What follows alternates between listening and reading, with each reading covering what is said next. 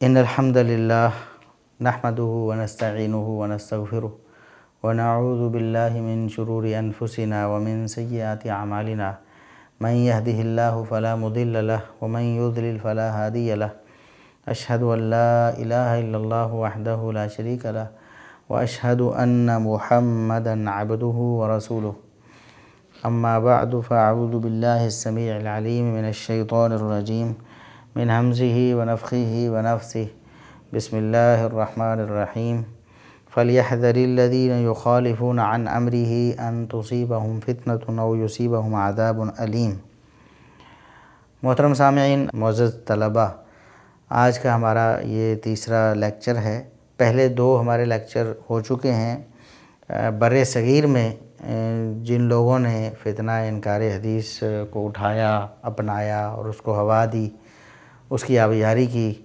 اس میں سر سید احمد خان سب سے پہلی شخصیت قرار دیے جاتے ہیں علماء کے ہاں۔ تو ان کا تذکرہ، ان کے افکار کا تذکرہ، ان کے نظریات کا تذکرہ ہو چکا ہے، ان کا تجزیہ بھی کچھ نہ کچھ کیا ہم نے۔ اس کے بعد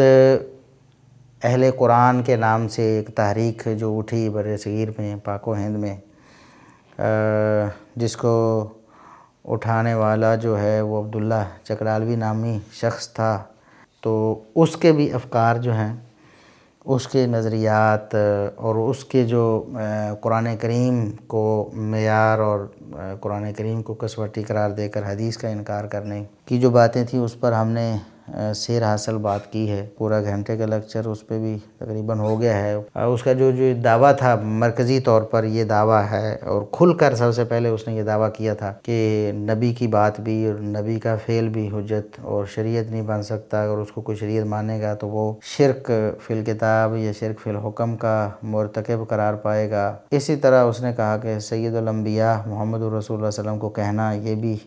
قرآن کے خلاف ہے۔ تعدد ازواج بحوالہ قرآن زنا قرار دیا اس نے، نعوذ باللہ۔ باقی بھی اس کی گمراہیاں تھیں، اس پر بات ہوئی۔ تو آج ہم دو تین اور کرداروں کا ذکر کریں گے جنہوں نے ہمارے اس بر صغیر کے ماحول میں انکار حدیث کے فتنے کو اٹھایا ہے، پھر اس کو آگے لوگوں میں پھیلایا اور ایک حلقہ احباب قائم کیا۔ اور تو بہت سارے لوگ ہوں گے، بہت سارے ہوں گے افراد جنہوں نے اپنا حصہ ڈالا ہے، لیکن ہم چند ان نمایاں شخصیات کا ذکر کریں گے کہ جن کو لوگ فالو کرتے ہیں یا جن کی کتابیں پڑھ کے ایک حلقہ ارباب ان کا جو ہے وہ بنا اور عقیدت مند بنے، اور انہوں نے پھر ایک تحریک کی شکل اختیار کی بہت ساری جگہوں میں۔ تو ہم صرف ان چند شخصیات کا ذکر کریں گے۔ ان میں سے ایک نیاز فتح پوری ہیں، اور یہ میں آپ کو پہلے بھی بتا چکا ہوں کہ سر سید احمد خان جو ہیں وہ روح رواں ہیں انکار حدیث کی جو تحریک ہے بر صغیر میں۔ تو جتنے بھی بعد میں لوگ آئے ہیں تو ان سے کسی نہ کسی طریقے سے وہ متاثر ہیں اور ان سے فیض یاب ہوئے ہیں، سمجھ لیں۔ تو یہ جو نیاز فتح پوری ہیں، یہ فتح پور ایک بھارت میں علاقہ تھا، وہاں پیدا ہوئے 1877 میں۔ تو بعد میں ان کی وفات 1966 میں ہوئی ہے۔ تو بہرحال یہ فتح پوری اس لیے کہلاتے ہیں کہ بھارت کے ایک علاقے فتح پور میں پیدا ہوئے۔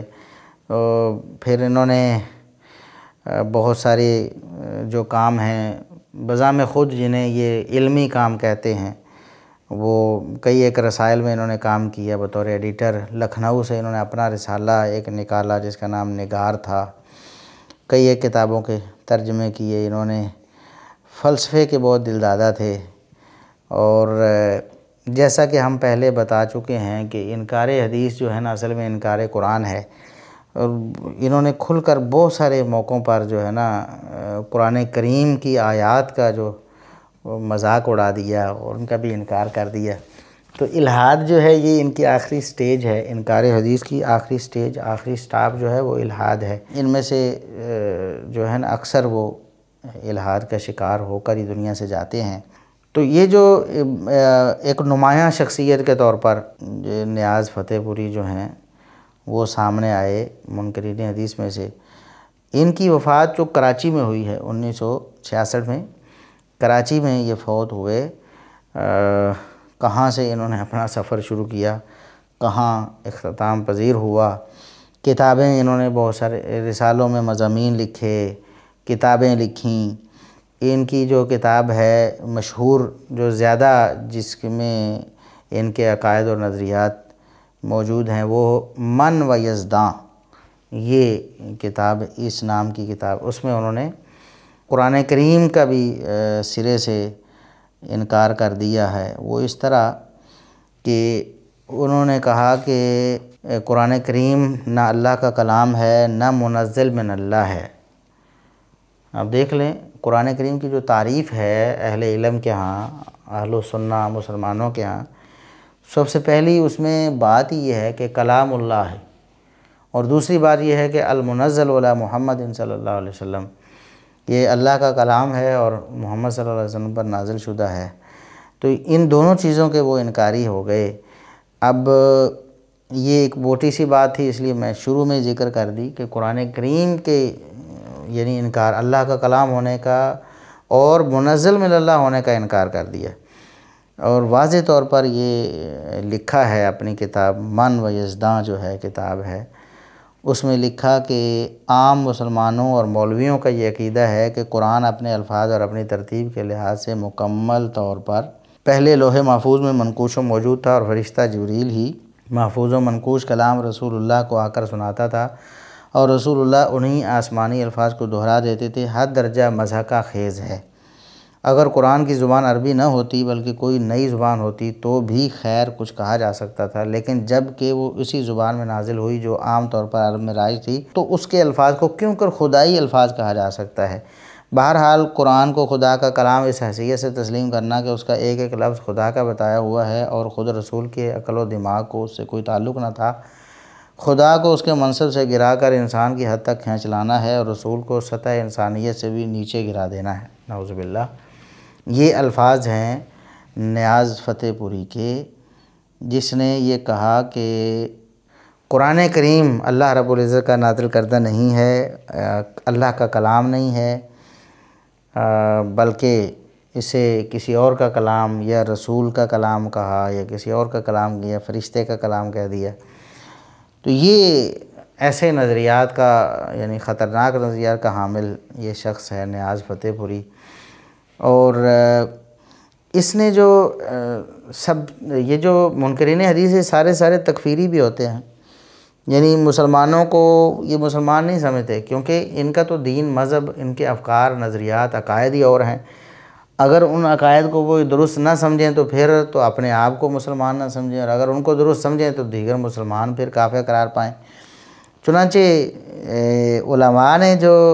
مطلب نقد کیا اور اس کی جو کفر پر مبنی حفوات تھیں اس پر جب بات کی، تو اس نے کہا کہ اگر مولویوں کی جماعت، یہ بھی من و یزداں جو کتاب ہے اسی میں، اگر مولویوں کی جماعت واقعی مسلمان ہے تو میں یقیناً کافر ہوں، اور اگر میں مسلمان ہوں تو یہ سب نام مسلمان ہیں، کیونکہ ان کے نزدیک اسلام نام ہے صرف قرآن تقلید کا، اور تقلید بھی رسول و احکام و رسول کی نہیں بلکہ بخاری و مسلم و مالک وغیرہ کی، اور میں سمجھتا ہوں کہ حقیقی کیفیت یقین کی اس وقت تک پیدا نہیں ہو سکتی جب تک کہ ہر شخص اپنی سمجھ سے کسی نتیجہ پر نہ پہنچے۔ قصہ مختصر یہ کہ اولین بیزاری اسلامی لٹریچر کی طرف سے مجمع احادیث نے پیدا کی۔ اب دیکھیں خود مان رہے ہیں نیاز فتح پوری صاحب، منکرین حدیث کے جو ایک بڑے سرکردہ افراد میں سے ہیں، وہ مان رہے ہیں کہ میرے دل میں اسلامی لٹریچر سے بیزاری پیدا ہوئی، اور وہ بیزاری احادیث کی وجہ سے پیدا ہوئی۔ چلیں یہ تو مان لیا کہ اسلامی لٹریچر سے وہ بیزار ہیں، تو ایسے ہی لوگوں کو ملحد اور بے دین کہا جاتا ہے۔ ایسے لوگ زندیق ہوتے ہیں جو اسلامی لٹریچر سے بدظن ہو جائیں اور بیزار ہو جائیں۔ اب وہ کہتے ہیں کہ اگر حدیث کو ماننے والے مسلمان ہیں تو پھر میں کافر ہوں، اگر وہ کافر ہیں تو میں مسلمان ہوں۔ تو یہ تکفیر کا جو مسئلہ ہے یہ بڑا خطرناک ہے۔ لوگ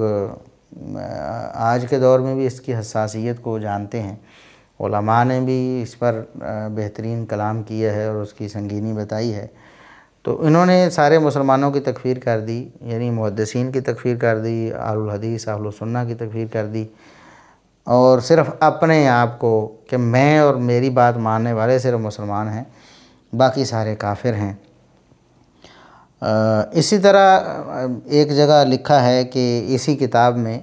کہ کلام مجید کو نہ میں کلام خداوندی سمجھتا ہوں اور نہ الہام ربانی، بلکہ ایک انسان کا کلام جانتا ہوں۔ یعنی جیسا کہ ہم نے پہلے بتایا کہ قرآن کریم کا بھی انکار ہے، یعنی اس کے اللہ کا کلام ہونے کا انکار، منزل من اللہ ہونے کا انکار، کہا کہ یہ ایک انسان کا کلام ہے۔ تو نعوذ باللہ یہ عقائد ہیں نیاز فتح پوری صاحب سے، ان کے نیاز فتح پوری صاحب کے۔ وہ کہتے ہیں کہ اگر آپ قرآن کو کلام اللہ مانیں گے تو پھر اللہ رب العزت کو انسان کے مقام پہ لے آئیں گے اور رسول کو سطح انسانیت سے بھی نیچے گرا دیں گے، نعوذ باللہ ثم نعوذ باللہ۔ تو کہتے ہیں کہ اس پر میں کئی بار مفصل گفتگو کر چکا ہوں کہ قرآن کریم اللہ کا کلام نہیں ہے اور قرآن کریم منزل من اللہ نہیں ہے۔ اور پھر یہ جو باقی جو عقائد ہیں اسلام کے، ان کے بارے میں کیا ان کا تصور ہے، اس بارے میں بھی انہوں نے اپنی اسی کتاب میں لکھا ہے نیاز فتح پوری صاحب نے کہ ہر چند خدا کے اس جدید تصور سے انبیاء اور رسول، مصحف مقدسہ، حیات بعد الموت، دوزخ و جنت، ملائکہ و شیاطین، حشر و نشر، عذاب و ثواب ختم ہو جائیں گے یا ان کی کوئی توجیہ کرنا ہوگی، لیکن اس کا کوئی علاج نہیں۔ ہم کو ان مروجہ عقائد اور خدا دونوں میں سے ایک کو لینا ہے، اور غالباً یہ زیادہ آسان ہوگا کہ خدا کے مقابلے میں معتقدات کو پس پش ڈال دیا جائے۔ اب یہ دیکھیں کہ یہ حشر نشر، عذاب و ثواب، ملائکہ و شیاطین، دوزخ و جنت، حیات بعد الممات، تو سب کو وہ کہتے ہیں کہ ان کی یا تو کوئی توجیہ کریں ہم، یعنی جو ہمارے ذہن میں کوئی تصور آتا ہے اس کا، اس کو مانیں، تو یا پھر ہم اس کا انکار کر دیں۔ تو ہر چیز سے اسلام کے جتنے بھی عقائد ہیں بنیادی اور ضروریات دین، ان کا انکار کر دیا نیاز فتح پوری صاحب نے۔ اور ایک سے بڑھ کر ایک دیکھیں کہ ہم تو رو رہے تھے عبداللہ چکڑالوی کی جرأت اور جسارت پہ کہ اس نے کس قدر کھلے الفاظ میں انکار کیا ہے حدیث کا اور دیگر عقائد کا۔ تو یہ نیاز فتح پوری صاحب بھی اس سے پیچھے نہیں رہے۔ تو اب آگے میں بتاتا ہوں آپ کو کہ وہ لکھتے ہیں کہ خدا کو آگ برساتے ہوئے، خون اور پیپ پلاتے ہوئے، آتشیں کوڑے سے سزا دیتے ہوئے بہت زمانہ ہو چکا۔ یعنی نعوذ باللہ یہ جو قرآن کریم کی آیات ہیں ان کا مذاق اڑا رہے ہیں کہ یہ جو مسلمان ہیں بڑے عرصے سے یہ بتا رہے ہیں کہ اللہ رب العزت یہ کرتا ہے، ٹھیک ہے، تو کہتے ہیں یہ بہت زمانہ ہو چکا ہے خدا کو ایسے کرتے۔ اب ضروری ہے کہ وہ صرف زخموں پر مرہم رکھے اور بجائے کسی خاص قوم پر لطف کرنے کے وہ تمام بنی ان نوع انسان کو اپنا ہی بندہ سمجھے اور نجات کا دروازہ سب کے لیے بغیر کسی شرط کے کھول دے۔ لیکن مشکل یہ ہے کہ جب تک مذاہب کا عقائدی اختلاف دور نہ ہو، خدا کا کوئی ایسا کائناتی تصور قائم نہیں ہو سکتا۔ اگر کوئی شخص اختلاف عقائد کو محمل قرار دیتا ہے تو اسے ملحد و کافر قرار دیا جاتا ہے۔ اس لیے میری رائے میں خدا کی خدائی اگر صحیح معنی میں قائم ہو سکتی ہے تو اس کی توقع ہم کو صرف کافروں اور ملحدوں سے ہی کرنی چاہیے۔ یہ نہیں کہتے ہیں کہ ان کے نزدیک، نیاز فتح پوری صاحب کے نزدیک عقائد اور نظریات اور ان چیزوں کا کوئی یعنی ان کی کوئی حیثیت نہیں ہے۔ کوئی کافر ہو تب بھی، کوئی مسلمان ہو تب بھی، کوئی سکھ، ہندو، یہودی جو بھی ہو تو وہ ہوتا رہے اپنی جگہ پر، لیکن وہ جو ہے کامیاب بھی ہو سکتا ہے، کامران بھی ہو سکتا ہے، آخرت اس کی سدھر بھی سکتی ہے۔ یہ جو ملا ہیں، مسلمان ہیں، علماء ہیں، یہ عقائد کے اختلافات کو بڑھا کر پھر ان کی بنیاد پر یہ کامیابی و کامرانی جو ہے اس کا سرٹیفکیٹ دیتے ہیں، اور اگر کوئی عقائد کے اختلاف کو ختم کر کے سب کو سرٹیفکیٹ دینا چاہے تو اسے یہ ملحد و کافر کہتے ہیں۔ تو اب دیکھیں کہ اللہ رب العزت کے حوالے سے ان کا کیا نظریہ ہے، جنت و جہنم کے بارے میں، حشر نشر کے بارے میں، شیاطین ملائکہ کے بارے میں، جنت دوزخ کے بارے میں۔ تو یہ کتنا مطلب ہے کہ دو ٹوک الفاظ میں یہ الحاد اور بے دینی پھیلا رہے ہیں۔ تو علماء نے اس لیے پھر ان پر فتویٰ لگایا۔ اب ظاہر ہے کہ ایک شخص کھلے عام اور پھر اس پر رد لکھا جاتا ہے، اس کو بتایا جاتا ہے، حجت تمام کی جاتی ہے اور وہ اپنی بات پر برقرار رہتا ہے، تو علماء پھر اس پر فتویٰ لگاتے ہیں کہ یہ شخص تو اپنے عقائد اور جو نظریات ہے جو کفریہ ہیں، جو ارتداد پر مبنی ہیں، نہ تو ان سے باز آنے کے لیے تیار ہے، نہ دلائل سے ان کا رد جو ہے وہ تسلیم کرتا ہے، نہ کتاب و سنت کی طرف آنا چاہتا ہے، تو پھر انہوں نے ظاہر فتویٰ لگایا۔ تو پھر اس پر نیاز فتح پوری صاحب نے کہا کہ یہ تھا وہ سب سے پہلے فتویٰ کفر و الحاد، جس نے مجھے یہ کہنے پر مجبور کیا کہ اگر مولویوں کی جماعت واقعی مسلمان ہے تو میں یقیناً کافر ہوں، اور اگر میں مسلمان ہوں تو یہ سب نامسلمان ہیں۔ تو انکار حدیث جو ہے اصل میں انکار قرآن ہے۔ آپ دیکھ لیں قرآن کریم کا سرے سے، ایک تو ہے قرآن کریم کے احکامات کا انکار، اور ایک ہے سرے سے قرآن کریم کا ہی انکار کر دینا۔ قرآن کریم کو اللہ کا کلام اور منزل من اللہ ماننے سے انکار کر دینا، اور پھر یہ جو احادیث کا انکار، اصل میں یہ ساری برائیوں کی جڑ ہے، احادیث کا انکار۔ انسان تب ہی قرآن کا انکار اور تب ہی زندیق اور ملحد ہونے تک پہنچتا ہے جب احادیث کا انکار کرتا ہے۔ تو یہ ایک بڑے جو نمایاں لوگوں میں سے نیاز فتح پوری صاحب۔ اسی طرح ایک ہیں اسلم جراج پوری صاحب۔ اصل میں یہ جراج پور جو بھارت کا ایک علاقہ ہے، وہاں 1299 ہجری میں پیدا ہوئے، اور عیسوی تقویم کے حساب سے 1955 میں دہلی میں یہ فوت ہوئے، اسلم جراج پوری۔ تو یہ اصل میں پڑھے لکھے تھے، ان کی جو عصری تعلیم تھی اس میں یہ کالج میں پڑھاتے بھی رہے، یونیورسٹی میں پڑھاتے رہے۔ یہ ان کا جو تانا بانا ہے یہ بھی سر سید احمد خان سے جڑا ہوا ہے۔ یہ اسلم جراج پوری صاحب جو تھے 6 سال سر سید کی یونیورسٹی میں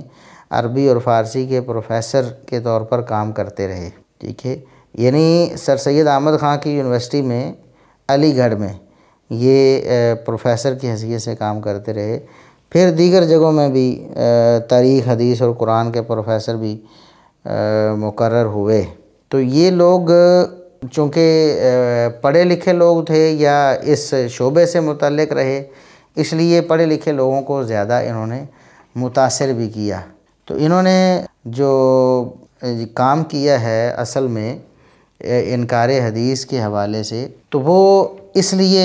زیادہ نمایاں ہوا کہ انہوں نے ادیبانہ طور پر لکھنا شروع کیا اور بہت سارے مضامین لکھے۔ ظاہر ہے کہ جس طرح بیان میں ایک جادو سا ہوتا ہے، اس طرح تحریر میں بھی ایک کشش اور جاذبیت ہوتی ہے۔ تو اس سے فائدہ اٹھایا انہوں نے اپنی قلم کی روانی سے، کہ انہوں نے قرآن کریم کا بہانہ بنا کر یا قرآن کریم کی آیات کو آڑ بنا کر احادیث کا رد کیا اور احادیث کا انکار کیا۔ تو اب اگر ہم دیکھیں کہ ان کا حدیث کے بارے میں کیا نظریہ تھا،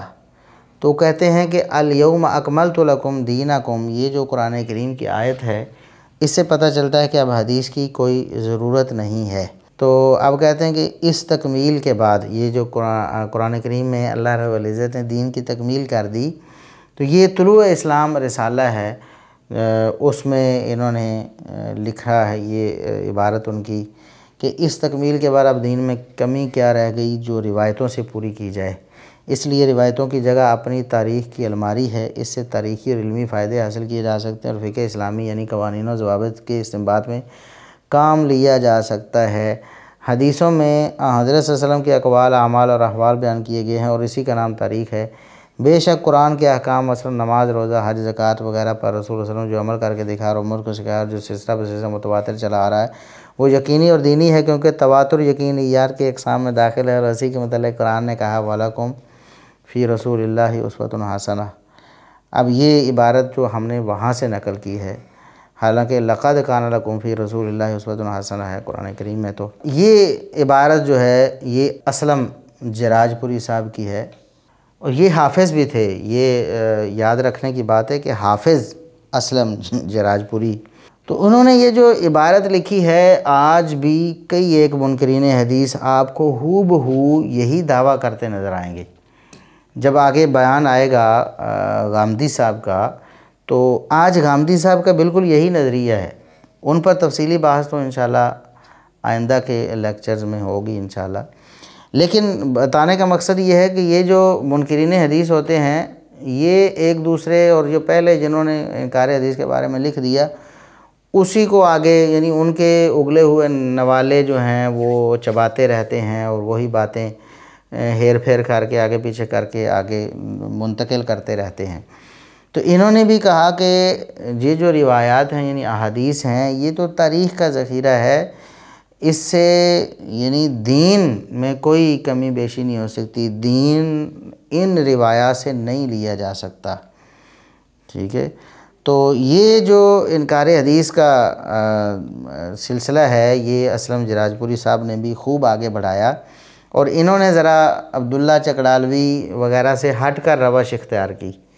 کہ انہوں نے تو رسول اللہ صلی اللہ علیہ وسلم کے قول فعل کو صراحتاً مطلب انکار کر دیا، تو انہوں نے ایسا نہیں کیا۔ انہوں نے کہہ دیا کہ یہ تو چونکہ تاریخی ذخیرہ ہے اور ہمیں اس سے تاریخی اور علمی فائدہ حاصل ہوتا ہے، لیکن دین میں کوئی اس میں کمی بیشی نہیں ہوتی، دین مکمل ہو گیا ہے، الیوم اکملت لکم دینکم۔ حالانکہ اگر اس آیت پر غور کیا جائے تو اس میں اللہ رب العزت نے کیا فرمایا کہ یہ قرآن کی آیات سے ہی دین مکمل ہو گیا ہے، یا قرآن کریم میں محمد رسول اللہ صلی اللہ علیہ وسلم کی پیروی کا بھی حکم ہے، یا آپ صلی اللہ علیہ وسلم کے اسوہ حسنہ کو بھی اپنانے کا حکم ہے، یا آپ صلی اللہ علیہ وسلم کے فیصلے کو ماننے کا بھی حکم ہے، تو پھر اس کا مطلب ہوا کہ الیوم اکملت لکم دینکم میں مراد قرآن اور حدیث دونوں دین ہیں، اور وہ دین مکمل ہوا ہے، نہ کہ اس سے احادیث کا رد کرنا لازم آتا ہے یا حدیث کا انکار اس سے لازم آتا ہے۔ اب چونکہ یہ لوگ مادہ پرست تھے تو مادہ پرستی کے حوالے سے ہی ان کی جو نظر تھی، دین کو اسی طرح انہوں نے مانا ہے جہاں جہاں دنیاوی منفعت ان کو نظر آئی ہے۔ تو کوئی جو ہے وہ مطلب ہے کسی یورپ کا دلدادہ ہو گیا جیسے سر سید عامر خان تھے، اور کوئی جو ہے یہ اسلم جراج پوری صاحب تھے، یہ روس نواز تھے، یعنی روس چونکہ اس وقت سپر پاور بن رہا تھا اور اس کا بڑا غلغلہ تھا اس دور میں، تو یہ پھر روس کے حامی ہو گئے، اور روس کے جو پھر یعنی اقدامات تھے وہاں جو اشتراکیت وغیرہ چل رہی تھی اس کو یہ لوگ تقویت دیتے رہے ہیں، اور چونکہ احادیث جو ہیں یہ رکاوٹ بن جاتی ہیں ہر قسم کی گمراہی کے سامنے، تو احادیث کا انکار کر کے پھر یہ اپنے مقاصد اور اہداف کو حاصل کرتے نظر آتے ہیں۔ تو یہ کہتے ہیں کہ یہ اسلم جراج پوری صاحب یہ کہتے ہیں جملہ مذاہب اشخاص پرستی سے پیدا ہوئے ہیں، ان کی تاریخ میں سوائے تفرقہ اندازی، سفک دم اور عداوت پیدا کرنے کے اور کچھ نہیں، اس کا مٹانا اسلام کا فریضہ ہے اور یہی روسیوں نے کیا ہے، یہی نفی لا ہے۔ یعنی جو اسلام کا اصل توحید ہے، سنت ہے، اسلام کا جو انقلاب ہے اس کو انہوں نے وہ روس پر فٹ کر دیا اور کہا کہ روسیوں نے یہ کیا ہے کہ سارے مذاہب جو ہیں ان کو ختم کر دیا ہے، چونکہ ان کا جو مذہب پر ایمان ہی نہیں، تو انہوں نے مذاہب کو ختم کر دیا ہے، مذاہب ہی تفرقہ بازی کا اور عداوت کا سبب پیدا کرنے والے تھے، تو روسیوں نے یہ کام کیا ہے اور یہی اصل اسلام کا مشن ہے۔ تو انہوں نے چونکہ یہ غلام احمد قادیانی کو دیکھیں تو وہ بھی اپنے آقاؤں کی عبادت اور پرستش میں اور غلو میں وہ چاہے کافر بھی ہیں وہ مشغول ہیں، سر سید عامر خان بھی اسی طرح، اور یہ اسلم جراج پوری صاحب بھی اسی طرح روس کی جو وہ تعریفوں میں پل باندھتے ہیں، اور قرآن حکیم کے جتنے بھی انقلابی اقدامات ہیں ان کو روس پر فٹ کرتے نظر آتے ہیں۔ اس طرح ان کے عقائد کی اگر تفصیل آپ دیکھیں تو انہوں نے مرکز ملت کا تصور اور قرآنی نظام ربوبیت یہ کچھ اصطلاحیں ایسی بنائیں جن کو بنا کر انہوں نے احادیث کا انکار کیا، اور جہاں جہاں قرآن کریم میں نبی کریم صلی اللہ علیہ وسلم کی احادیث کا ذکر تھا یا پھر نماز، روزہ اور اس طرح کی چیزوں کا ذکر تھا، احادیث میں اس کی تفصیلات تھیں، تو ان کو مٹانے کے لیے انہوں نے قرآنی نظام ربوبیت اور مرکز ملت کا تصور، اس طرح کی اصطلاحات جو ہیں وہ ان کو ایجاد کیا اور پھر ان کے مطلب ہے کہ ان کی آڑ میں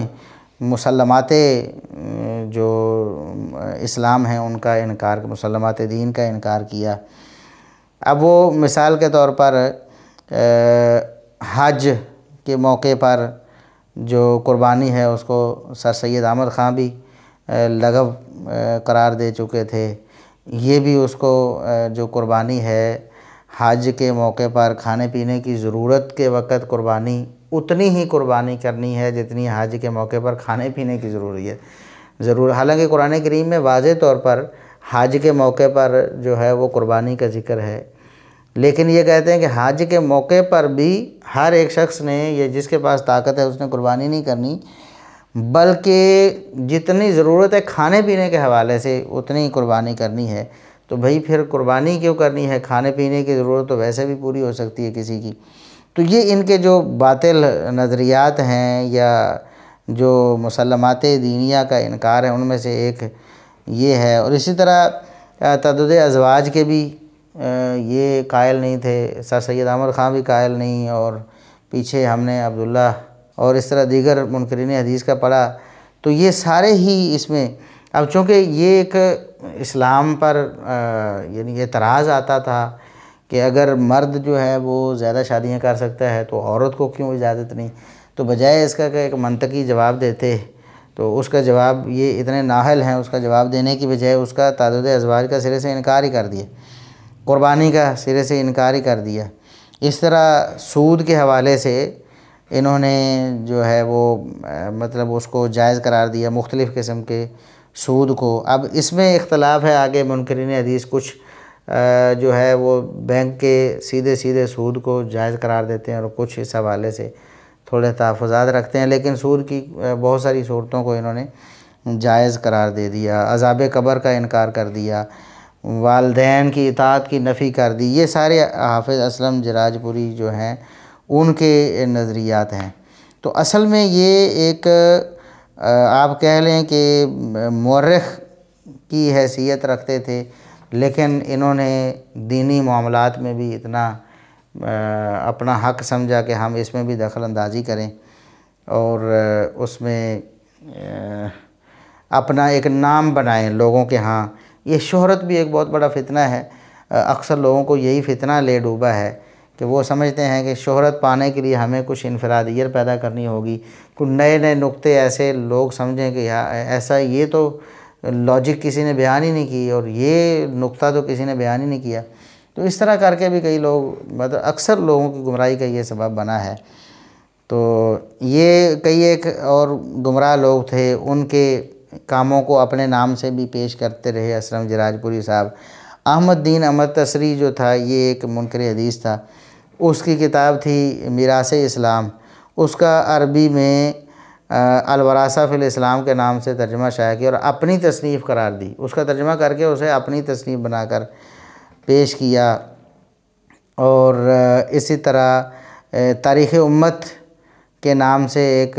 کتاب تھی، وہ بھی اصل میں کسی اور کی کتاب سے چوری کر کے انہوں نے لکھی۔ تو بہرحال یہ ایک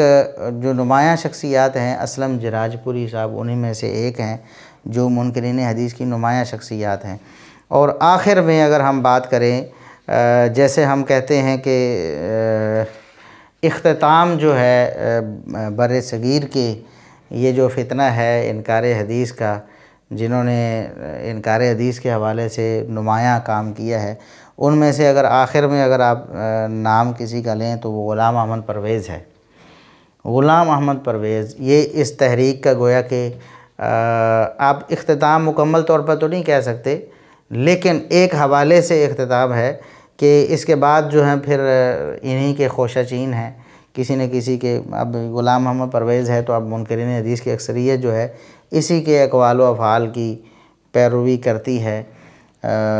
باقی آگے جو بھی فتنہ اٹھتا ہے انہی میں سے کسی کے قول فعل اور کسی کے نظریے کو لے کر آگے اٹھتا ہے۔ تو غلام محمد پرویز جو ہے یہ ان نمایاں شخصیات میں سے ہے بر صغیر میں جنہوں نے یہ حدیث کا انکار کیا اور اس کو آگے ہوا دی۔ اور یہ سر سید احمد خان سے یہ متاثر ہیں، اور یہ میں پہلے بھی بتا چکا ہوں کہ سر سید احمد خان سر خیل ہیں اس انکار حدیث کے بر صغیر میں، اور بعد میں جو بھی آیا ہے اس نے کچھ نہ کچھ تو فیض پایا ہے سر سید احمد خان سے۔ تو یہ بھی سر سید احمد خان کے زاویہ فکر کو اختیار کر کے بلکہ اس کو مزید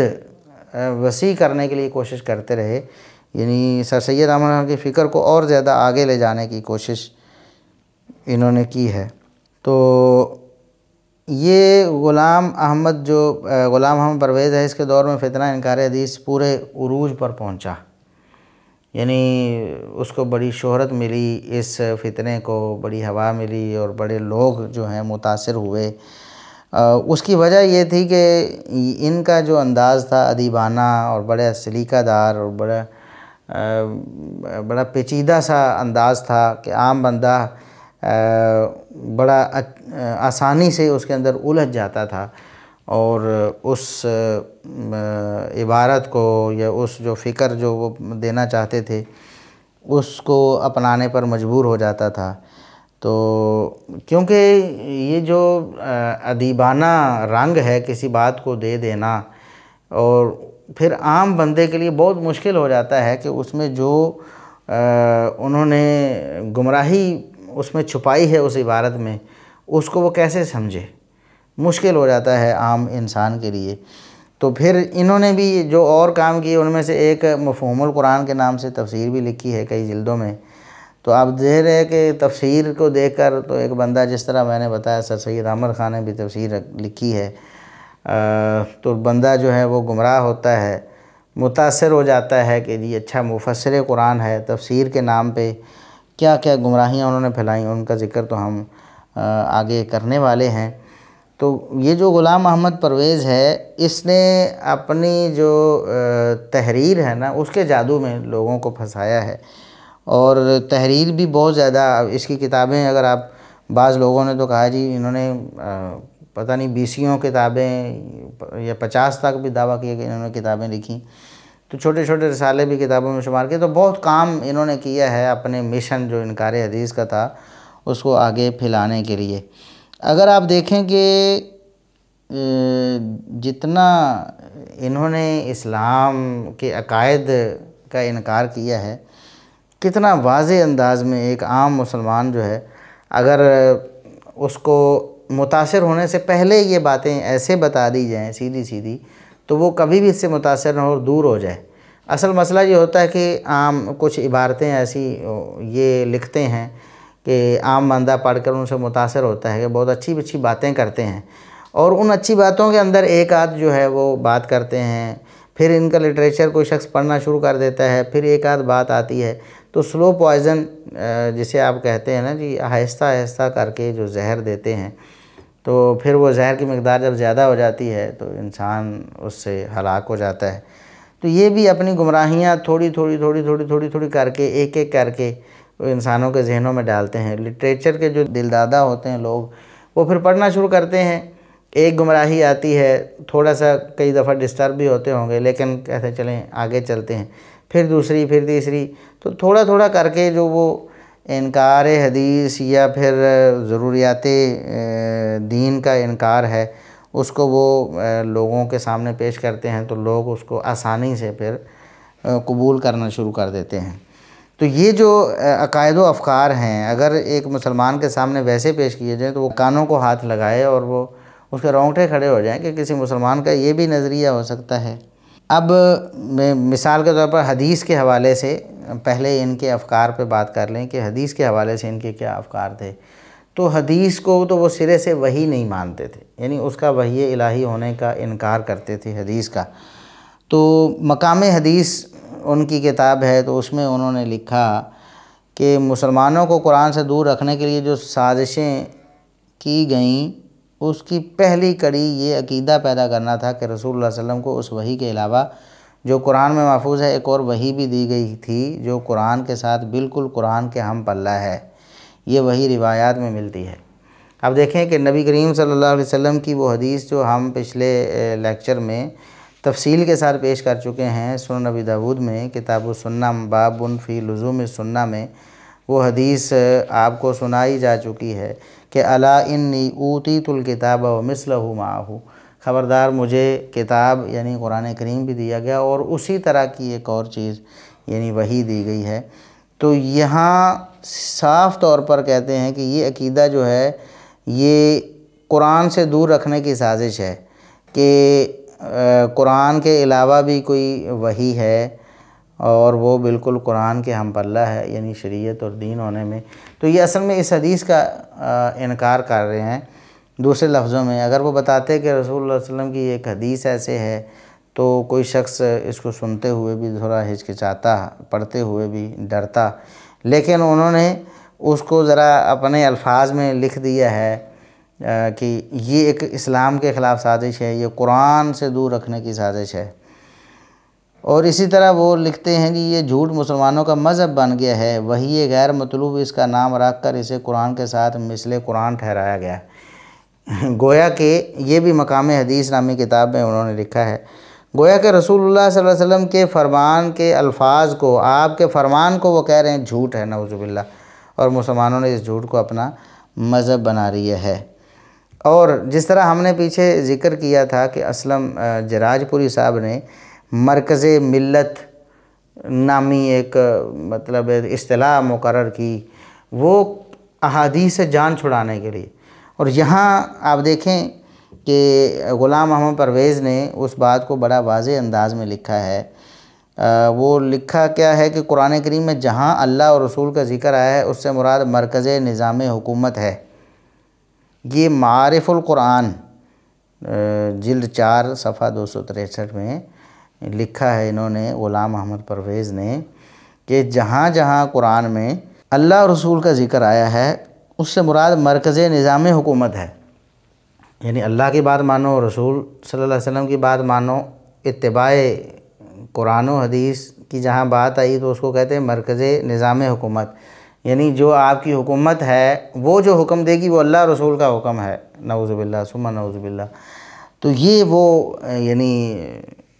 سازشیں ہیں جو اسلام کے خلاف اور پیغمبر اسلام صلی اللہ علیہ وسلم کے خلاف کی گئی ہیں۔ یہ غلام محمد پرویز نے صاف طور پر نبی کریم صلی اللہ علیہ وسلم بلکہ اللہ رب العزت کی اطاعت کا بھی انکار کر دیا ہے کہ اس سے مراد مرکز نظام حکومت ہے۔ اور اپنی کتاب قرآنی فیصلے میں وہ لکھتے ہیں جی مرکز ملت کو اختیار ہے کہ وہ عبادات، نماز، روزہ، معاملات، اخلاق، غرض جس چیز میں چاہے رد و بدل کر دے۔ لو مسئلہ ہی ختم کر دیا، یعنی انکار حدیث کہاں، انکار قرآن، انکار اسلام، انکار دین، انکار مذہب تک انسان کو لے جاتا ہے۔ اب وہ کہتے ہیں کہ جی مرکز ملت کون ہے؟ مرکز نظام حکومت، جو پیچھے ذکر جو حکومت ہے اس کو اختیار ہے کہ وہ قرآن، حدیث اور قرآن، اللہ اور اس کے رسول صلی اللہ علیہ وسلم کی دی ہوئی عبادات، نماز، روزہ وغیرہ جس میں چاہے رد و بدل کر دے۔ حتیٰ کہ اخلاق میں اگر کوئی حکومت کہے جھوٹ بولنا درست ہے تو کہیں کہ درست ہو گیا ہے، چاہے قرآن اسے منع بھی کر رہا ہے۔ اب وہ آگے ان کی جو دیدہ دلیری ہے وہ ملاحظہ فرمائیں یہ غلام محمد پرویز کی، اس لیے یہ کہتے ہیں کہ یہ انکار حدیث کی تحریک کا جو ہے نا وہ آخری سرا ہے، کہ باقی سارے منکرین حدیث جو بعد والے ہیں انہی کے خوشہ چین ہیں۔ اب وہ کہتے ہیں جی رسول کی اطاعت نہیں کیونکہ وہ زندہ نہیں۔ یہ اسلامی نظام نامی ان کا جو ان کی کتاب ہے اس میں رسول کی اطاعت نہیں کیونکہ وہ زندہ نہیں ہے۔ رسول چونکہ زندہ نہیں ہے اس لیے ان کی اطاعت نہیں۔ اب زندہ جو ہے وہ حکمران ہے، وہ چاہے آپ کو غلط حکم دے، صحیح حکم دے، آپ نے اس کو ماننا ہے، وہ رسول کی اطاعت ان کے بقول، نعوذ باللہ ثم نعوذ باللہ۔ اب اسی طرح جس طرح سر سید احمد خان اور دیگر منکرین حدیث چونکہ انکار حدیث سے یہ سارے سلسلے نکلتے ہیں، یہ ساری راہیں وہاں سے کھلتی ہیں، تو فرشتوں کا بھی انکار کر دیا۔ کہا کہ ملائکہ سے مراد وہ نفسیاتی محرکات ہیں جو انسانی قلوب میں اثرات مرتب کرتے ہیں۔ یہ لغات القرآن میں انہوں نے لکھا ہے جلد 1 صفحہ 244 میں، یہ غلام محمد پرویز نے، کہ ملائکہ سے مراد نفسیاتی محرکات ہیں، یعنی یہ کوئی الگ سے کوئی مخلوق نہیں ہے۔ فرشتے تو نفسیاتی محرکات ہیں۔ یہ وہی سر سید احمد خان اور دیگر منکرین حدیث کا نظریہ کہ فرشتوں کا انکار، نماز، روزہ اور باقی چیزوں کا انکار قرآنی فیصلے نامی کتاب میں صفحہ 301 میں لکھتے ہیں، ہماری صلاۃ وہی ہے جو ہندو مذہب میں پوجا پاٹ کہلاتی ہے۔ نعوذ باللہ ثم نعوذ باللہ۔ کہتے ہیں ہندو مذہب کی پوجا پاٹ اور ہماری نماز ایک جیسی ہے، یعنی مسلمان جو نماز پڑھتے ہیں وہ ہندوؤں کی پوجا پاٹ سے متاثر ہو کر پڑھتے ہیں۔ ہمارے روزے وہی ہیں جنہیں مذہب میں برت کہا جاتا ہے، ہماری زکوٰۃ وہی ہے جسے خیرات کہتے ہیں، ہمارا حج مذہب کی یاترا ہے۔ ہمارے ہاں یہ سب کچھ اس لیے ہوتا ہے کہ اس سے ثواب ہوتا ہے، یہ تمام عبادت اس لیے سر انجام دی جاتی ہیں کہ یہ خدا کا حکم ہے۔ ان امور کو نہ افادیت سے کچھ تعلق ہے نہ عقل و بصیرت سے کچھ واسطہ ہے۔ آج ہم اسی مقام پر ہیں جہاں اسلام سے پہلے دنیا تھی۔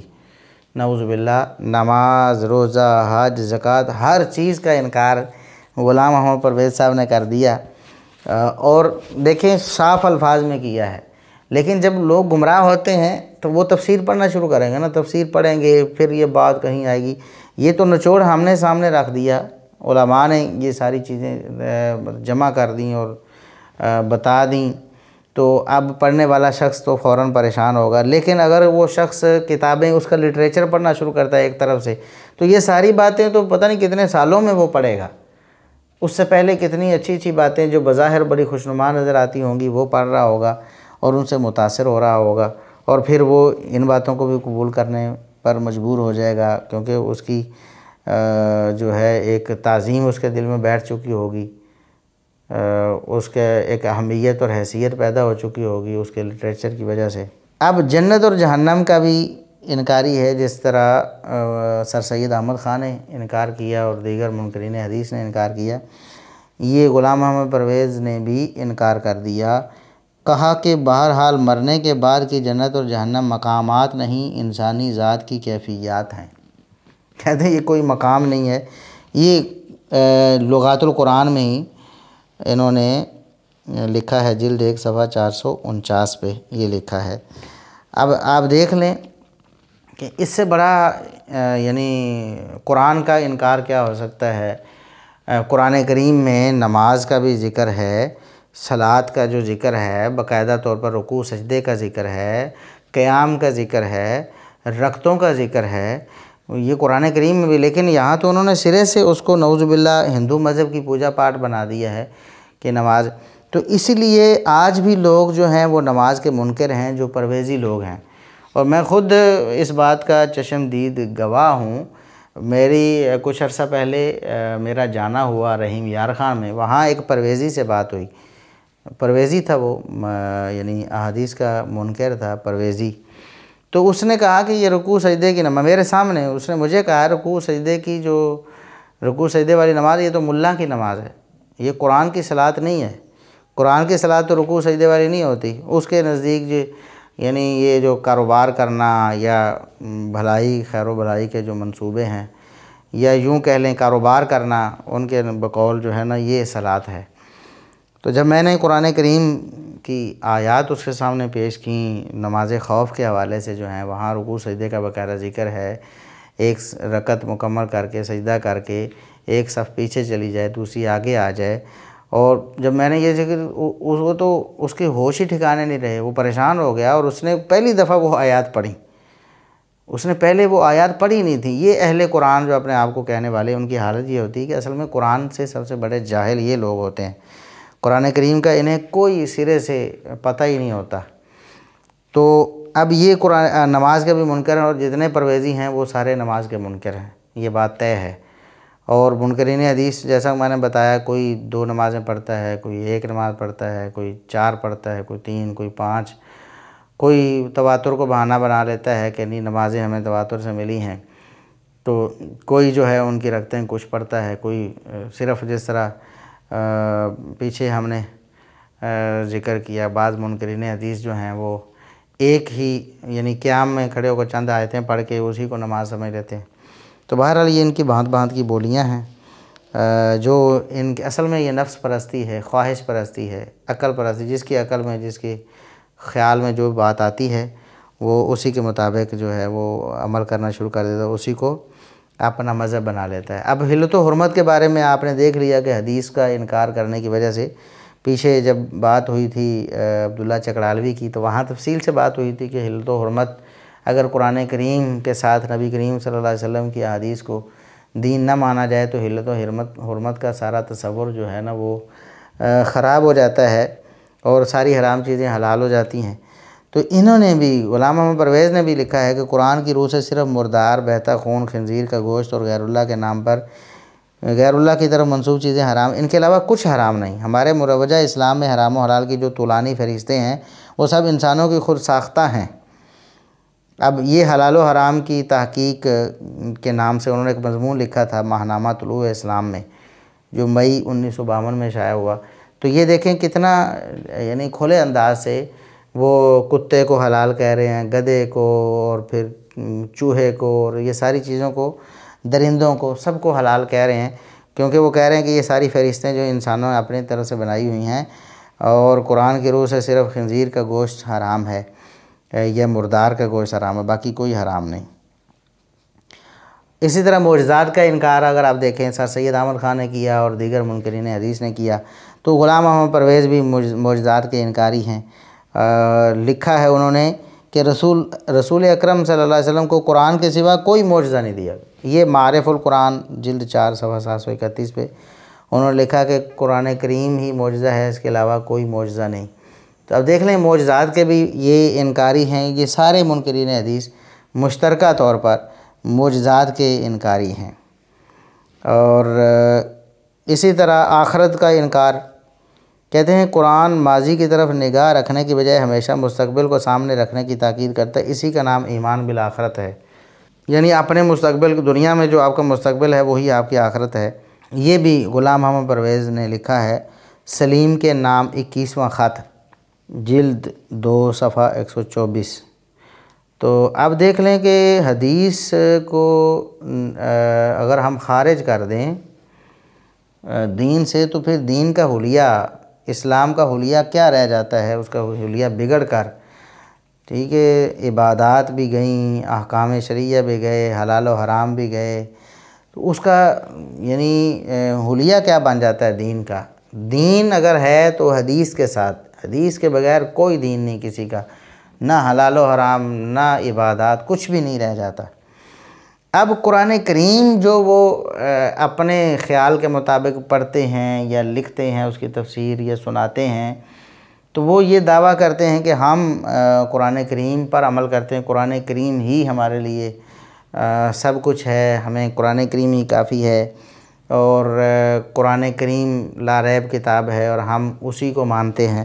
تو اس کو کیا مانتے ہیں؟ اب ان کا جو دعویٰ ہے کہ قرآن کریم چونکہ حقائق پر مبنی ہے اور ابدی کتاب ہے،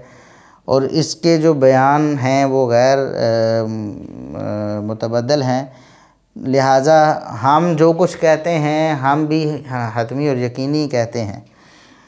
لیکن اگر ہم ان کی کارستانیوں کو دیکھیں اور خود ان کے طرز عمل کو دیکھیں تو ان کا جھوٹ بڑا واضح طور پر پکڑا جاتا ہے۔ اب پرویز صاحب نے یہ دعویٰ کیا کہ میرے افکار میں کوئی تضاد نہیں۔ کیوں؟ کیونکہ میرے افکار کی بنیاد قرآن کریم ہے، اور قرآن کریم ابدی کتاب ہے۔ قرآن کریم انہوں نے لکھا ہے طلوع اسلام میں رسالے میں کہ قرآن کو حجت و سند ماننے والے کے لیے یہ ناممکن ہے کہ وہ آج کچھ کہہ دے اور کل کو کچھ اور۔ قرآن کا متبع نہ مداہنت کر سکتا ہے اور نہ کسی سے مفاہمت۔ اب یہ بات انہوں نے لکھی ہے طلوع اسلام دسمبر 1980 کے شمارے میں۔ اب 1938 میں یہ جاری ہوا تھا، یعنی 1938 میں یہ طلوع اسلام، اور تقسیم ہند کے بعد 1948 سے اب تک مسلسل متواتر پابندی وقت کے ساتھ جاری رہا طلوع اسلام، یعنی کہ آج کے دور تک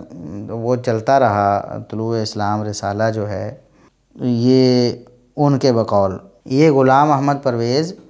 1984 میں خود اسی طلوع اسلام میں لکھ رہے ہیں کہ طلوع اسلام 1938 میں جاری ہوا اور تقسیم ہند کے بعد 1948 سے لے کر اب تک مسلسل اور متواتر پابندی وقت کے ساتھ جاری رہا۔ قرآنی رہنمائی اور علم انسانی کی روشنی میں زمانے کے تقاضوں اور حالات حاضرہ کا جائزہ لینا اس کا مشن ہے۔ اس کی اشاعتوں کے انبار میں سے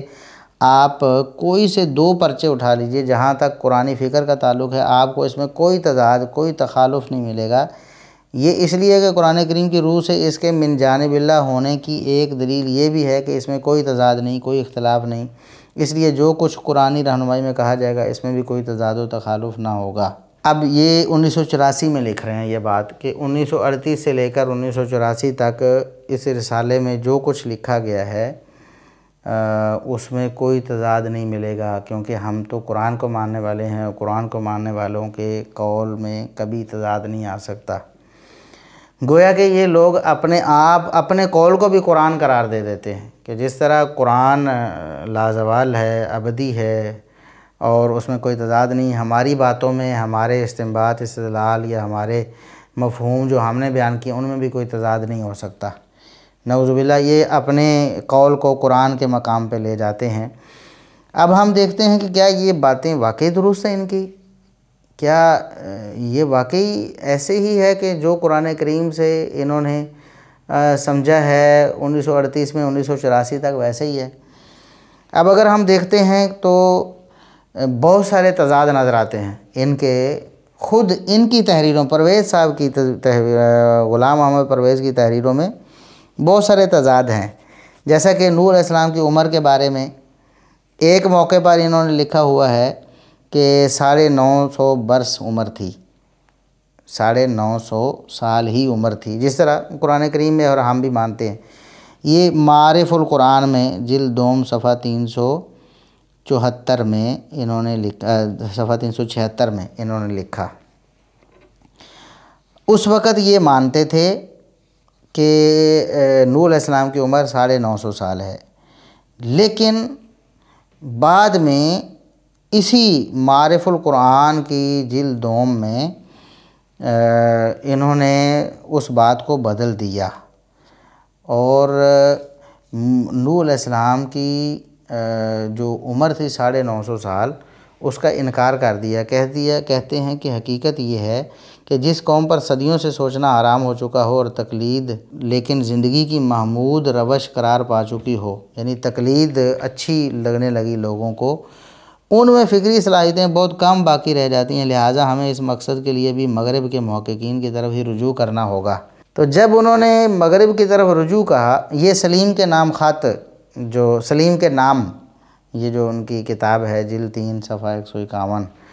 اس میں انہوں نے یعنی لکھا کہ ہمیں مغرب کے محققین کی طرف رجوع کرنا چاہیے۔ جب انہوں نے رجوع کیا تو اس کے بعد کیا لکھا؟ کہتے ہیں کہ نوح علیہ السلام کی عمر 200 سال تھی۔ اچھا، کیسے کہتے ہیں؟ عربی لغت میں سنہ کا اطلاق فصل پر بھی ہوتا ہے جو سال میں 4 ہوتی ہیں، یعنی 4 فصلوں کا ایک سال ہوتا ہے۔ اس اعتبار سے الف سنہ کے معنی یوں ہوا کہ 250 سال، اور عام پورے سال کو کہتے ہیں، اس لیے اگر 50 عامن کو اس میں سے منہا کر دیا جائے تو باقی 200 سال رہ جاتے ہیں، اور اتنی عمر کچھ ایسی مستبعد نہیں ہے، یعنی کوئی زیادہ دور یعنی زیادہ بعید نہیں ہے۔ اب یہ جوئے نور کے نام سے انہوں نے یہ معارف القرآن کی جلد 2 کو بدل دیا، یعنی جو وہاں لکھا تھا اس کو جوئے نور میں صفحہ 34 میں یہ لکھا کہ اس سے مراد 200 سال عمر ہے، 950 سال عمر نہیں ہے۔ اب دیکھیں کہ اگر تو ان کے بقول ان کا جو قرآن کریم کا مفہوم ہے یا ان کا جو فہم ہے قرآن کا، اس میں کوئی تضاد نہیں، تو یہ پھر تضاد کیا ہے؟ اس کا کیا جواب دیں گے کہ کبھی کہتے ہیں 950 سال عمر ہے اور کبھی کہتے ہیں 200 سال عمر ہے، اور دونوں کو کہتے ہیں کہ اس میں تضاد نہیں، تو کیوں تضاد نہیں؟ اسی طرح بہت سارے منطق و طیر ہے قرآن کریم میں۔ وہ سلیمان علیہ السلام کا جو واقعہ ہے کہ ان کو پرندوں کی بولی سکھائی گئی، ہم تو یہی کہتے ہیں پرندوں کی بولی سکھائی گئی، پرویز صاحب کہتے ہیں کہ پرندوں کی بولی، پہلے انہوں نے کہا کہ اس سے مراد پرندوں کی بولی ہی ہے، ٹھیک ہے، معارف القرآن جلد 100 میں صفحہ 405 میں انہوں نے کہا، بلکہ لکھا انہوں نے کہ اے لوگو ہمیں پرندوں کی بولی سکھائی گئی، لیکن دوسری طرف جب انہیں یہ بات سمجھ نہ آئی یا ان کی عقل کے خلاف ہو گئی یا مغرب کے محققین کے زیر اثر وہ چلے گئے، تو انہوں نے منطق الطیر کا معنی کر دیا گھوڑوں کا لشکر۔ اب یہ کس لغت کے حساب سے یا کس وجہ سے کیا انہوں نے، یہ ایک الگ سے یعنی قابل بحث چیز ہے کہ کون سے دلائل ان کے پاس آئے۔ لغت بھی منطق الطیر، منطق کا معنی بولی ہے اور طیر کا معنی پرندہ ہے، اب لغت بھی یہ نہیں کہتی، نہ گھوڑے اور نہ لشکر، کیسے انہوں نے بنا لیے۔ تو بہرحال انہوں نے برق طور نامی کتاب ہے، صفحہ 253 میں انہوں نے لکھا کہ گھوڑوں کے رسالہ کے متعلق علم، منطق الطیر سے مراد گھوڑوں کے رسالہ یعنی گھوڑوں کے لشکر کے متعلق علم اس زمانہ میں بہت بڑی چیز تھی، تو یہ سلیمان علیہ السلام کو سکھائی گئی۔ منطق الطیر سے مراد گھوڑوں کے لشکر۔ تو اب دیکھیں منطق الطیر کا مطلب پرندوں کی بولی یا پھر گھوڑوں کا لشکر، دونوں بالکل ایک دوسرے سے جدا ہیں اور الگ ہیں، دونوں ایک دوسرے کے متضاد ہیں، لیکن پھر بھی ان کا دعویٰ ہے کہ ہم نے قرآن کو سمجھا ہے، اور قرآن سمجھنے کی وجہ سے اگر قرآن کو سمجھیں تو کوئی اختلاف نہیں ہوگا، اور اگر حدیث کو ساتھ ملائیں، حدیث کی روشنی میں قرآن کو سمجھیں تب اختلاف ہوگا۔ لیکن خود دیکھیں کہ زمین و آسمان کا فرق آ جاتا ہے۔ اسی طرح اور بہت سارے معاملات ہیں۔ قوم نوح کی ہلاکت کی وجہ کیا ہے؟ ایک جگہ لکھا کہ قوم نوح تکذیب حق کے باعث ہلاک کی گئی، یہ انہوں نے معارف القرآن جلد دوم صفحہ 370 پہ لکھا ہے۔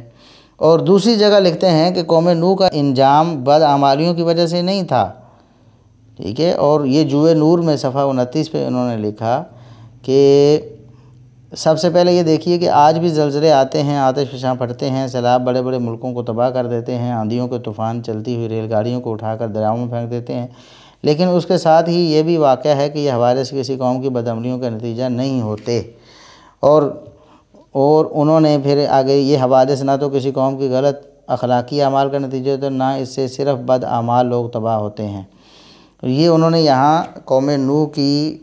جو تباہی ہے اس کا سبب بھی بدلنے کی کوشش کی۔ پہلے بدعمالی کو سبب کہا،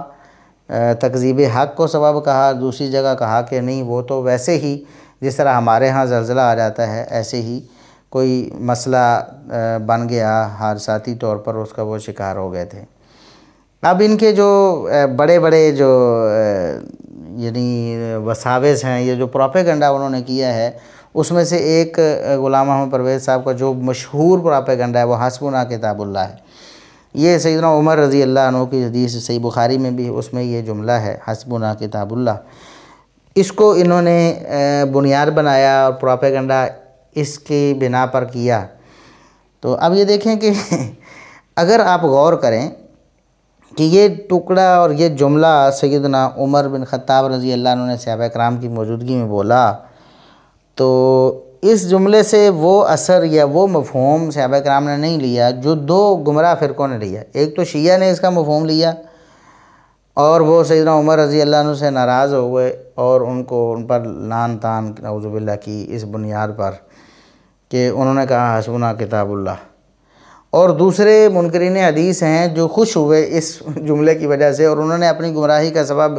یا دلیل اس جملے کو بنانے کی کوشش کی کہ عمر رضی اللہ عنہ نے کہا کہ حسبنا کتاب اللہ۔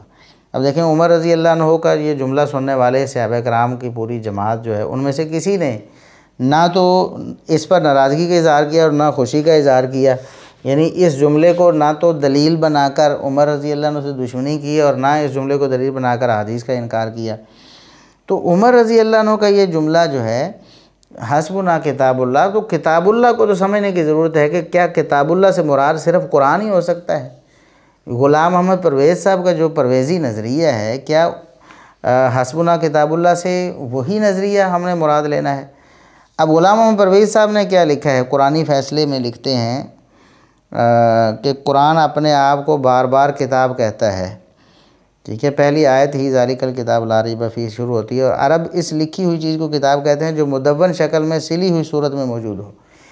یعنی حدیث کا انکار کرنے کے لیے کتنے کتنے جھوٹ ان کو بولنے پڑے اور کتنے پاپڑ ان کو بیلنے پڑے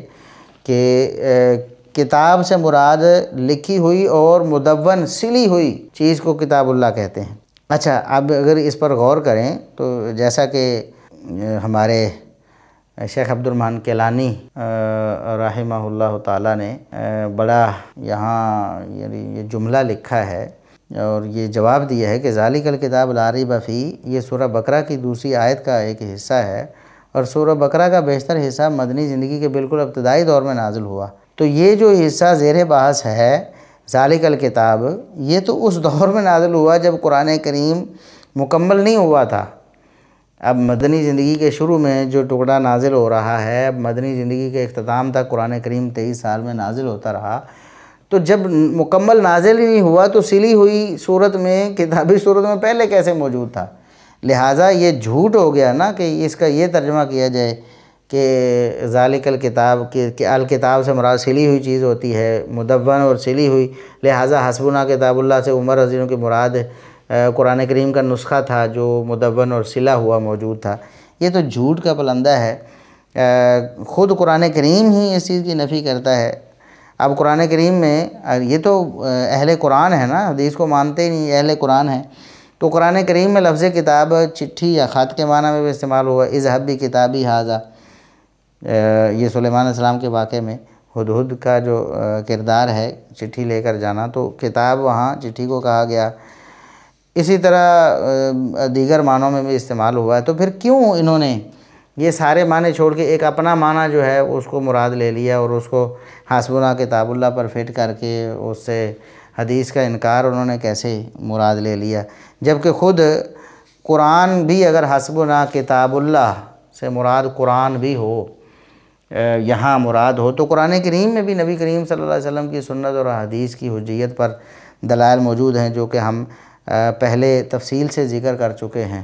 تو لہٰذا یہ ان دلائل کی وجہ سے بھی یہ مفہوم حسبنا کتاب اللہ والا جو ہے وہ مردود ہو جائے گا۔ تو یہ جو بہانہ ہے ان کا، یہ اصل میں یہ جو کتاب و سنت لازم و ملزوم ہیں، یعنی جب کتاب کا لفظ آئے گا تو ساتھ سنت لازمی طور پر شامل ہوگی، کیونکہ کتاب اگر قرآن کریم کو ہی مراد لیا جائے تب بھی نبی کریم صلی اللہ علیہ وسلم کی احادیث اسی کتاب نے ہم پر لازم کی ہیں، ان کی پیروی لازم کی ہے۔ اور پھر یہ جو ان کے دیگر جو بہانے ہیں ان میں سے ایک اجمی سازش، یہ غلام محمد پرویز صاحب نے جو سازشیں پھیلائی ہیں اور جو اس طرح کی چیزیں پروپیگنڈے کے طور پر پھیلا کر مسلمانوں کو حدیث سے دور کرنے کی کوشش کی، اس میں سے ایک اجمی سازش بھی ہے کہ حدیث اجمی سازش ہے جی۔ یہ بخاری، مسلم، ابو داؤد، ترمذی، نسائی، ابن ماجہ، یہ سارے اجمی تھے محدثین جو ہیں، لہٰذا یہ اجمی سازش ہے، انہوں نے مل کر رچائی ہے، نعوذ باللہ ثم نعوذ باللہ۔ حالانکہ موطا امام مالک آپ دیکھیں تو امام مالک مدنی ہیں، تو یہ تو اجمی تھے ہی نہیں، عربی تھے، تو موطا امام مالک کو تو مان لینا چاہیے پھر انہیں،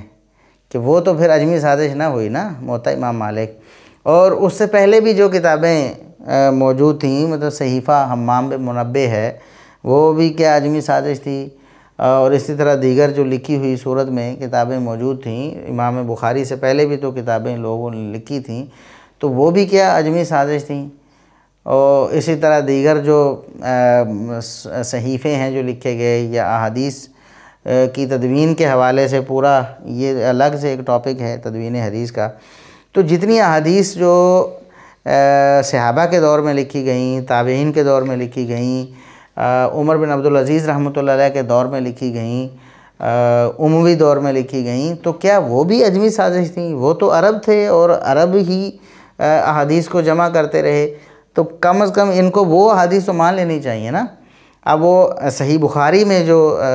سیدنا ابو ہریرہ رضی اللہ عنہ کے حدیث ہیں حمام بن منبہ کے واسطے سے یا ان کی سند سے، وہ حدیث اگر صحیفہ حمام بن منبہ میں دیکھیں تو حالانکہ حمام بن منبہ کا جو صحیفہ ہے وہ تو عربی ہیں، مطلب وہ عرب لوگوں کا ہوا، اور امام بخاری رحمۃ اللہ علیہ اجمی ہوئے، تو یہ اجمی سازش ہوئی۔ تو یہ کیسے ہو سکتا ہے کہ اجمی سازش جو انہوں نے خود اپنے طور پر گھڑ کر کی ہے، وہ پوری کی پوری ہو بہو وہ عربی لوگوں کے پاس پہلے سے موجود ہے؟ صحیفہ حمام بن منبہ بعد میں جب تباہ ہوا ہے، جب اس کو دنیا کے سامنے لایا گیا، کہ ایک تابعی حمام بن منبہ رحمۃ اللہ علیہ نے سیدنا ابو ہریرہ رضی اللہ عنہ سے یہ کتاب حدیث جو ہیں وہ نقل کی ہیں، تو وہ ہو بہو صحیح بخاری میں اسی طرح موجود ہیں، جبکہ امام بخاری رحمۃ اللہ علیہ کے پاس سند ہی تھی ان حدیثوں کی وہ صحیفہ حمام بن منبہ نہیں تھا ان کے پاس۔ تو یہ عجمی سازش والا جھوٹ بھی ان لوگوں کا بالکل واضح جھوٹ ہے۔ اسی طرح ظن و یقین کی بحث جو چلاتے ہیں، اس میں آئندہ بھی انشاءاللہ بات ہو جائے گی، کیونکہ ہمارے جو 2 لیکچر رہتے ہیں جو فراہی مکتب فکر اور غامدی مکتب فکر سے متعلق ہیں، تو ان میں یہ چیز جو ہے وہ زیادہ ہے۔ جیسے امین حسن اصلاحی صاحب ہیں، ان کے ہاں بھی یہ ظن و یقین کی بحث ہے، چونکہ یہ لوگ کھل کر اس طرح تو حدیث کا انکار نہیں کرتے جس طرح انہوں نے کیا ہے، غلام محمد پرویز وغیرہ نے یا عبداللہ چکڑالوی وغیرہ نے۔ یہ ذرا ڈھکے چھپے لفظوں میں، کھلے لفظوں میں نہیں کرتے، بلکہ دبے لفظوں میں حدیث کا انکار کرتے ہیں۔ تو اس طرح کے الفاظ اور اصطلاحات کے جو ہے نا وہ ان کی آڑ میں یہ ان کو سامنے رکھ کر یہ لوگ حدیث کا انکار کرتے ہیں، تو وہاں یہ چیز بھی بعد آئے گی۔ تو بہرحال یہ ظن و یقین کا بھی سلسلہ انہوں نے چلایا ہے کہ قرآن کریم جو ہے وہ تو متواتر ہے اور یقینی ہے، اور حدیث جو ہے وہ ظنی ہے اور مشکوک ہے، تو لہٰذا ایک مشکوک چیز کو ہم دین کیسے بنا سکتے ہیں؟ حالانکہ جس طرح جس سند سے جن لوگوں نے جن راویوں نے قرآن کریم روایت کیا ہے، انہی راویوں نے احادیث روایت کی ہیں۔ تو تواتر کی جہاں تک بات ہے تو